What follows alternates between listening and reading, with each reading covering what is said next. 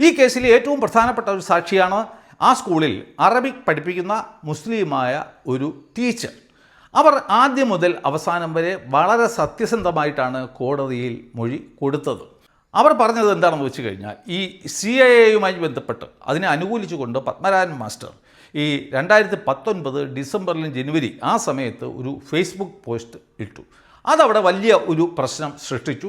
40ഓളം ഈ മുസ്ലിം പാരൻസ് ഈ സ്കൂളിൽ വരികയും, അതൊരു ഹിന്ദു മാനേജ്മെൻറ്റിൻ്റെ കീഴിലുള്ള ഒരു എയ്ഡഡ് സ്കൂളാണ്, അവിടെ വരികയും തങ്ങളുടെ കുട്ടികളുടെ ഈ TC ആവശ്യപ്പെടുകയും ചെയ്തു. അങ്ങനെ ഒരു പ്രശ്നം വന്ന സമയത്ത് മാനേജ്മെൻറ്റ് ഇടപെട്ടിട്ട് ഈ പത്മരാജനെ നിർബന്ധിച്ച് ഈ പോസ്റ്റ് പിൻവലിപ്പിക്കുകയും ഉണ്ടായി. അതിനെ തുടർന്നാണ് ഈ അറബിക് ടീച്ചർ ഉൾപ്പെടുന്ന അധ്യാപകരുടെ ഒരു സംഘം ഈ കുട്ടിയുടെ അമ്മാവൻ്റെ വീട്ടിൽ ഈ കുട്ടികളെ ക്യാൻവാസ് ചെയ്യാനായി പോയത്.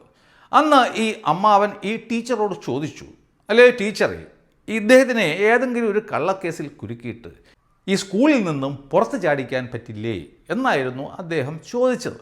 ഈ കാര്യങ്ങളൊക്കെ സത്യസന്ധമായിട്ട് ഈ ടീച്ചർ കോടതി മുമ്പാകെ മൊഴി കൊടുക്കുകയും ചെയ്തു. അതെ, ഈ കേസിൻ്റെ യഥാർത്ഥ ബുദ്ധികേന്ദ്രം എന്ന് പറയുന്നത് പത്മരാജൻ മാസ്റ്റർ ആരോപിച്ചതുപോലെ ഇതുവരെ പ്രത്യക്ഷത്തിൽ രംഗത്ത് വരാത്ത ഏതോ അദൃശ്യ ശക്തികളാണ്.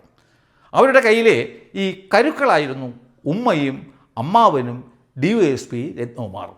അവസാനം കോടതി കൂടി അവരോട് ചേർന്നപ്പോൾ പത്മരാജൻ മാസ്റ്റർ ഒരു കാരണവുമില്ലാതെ ജയിലിലും ആയി.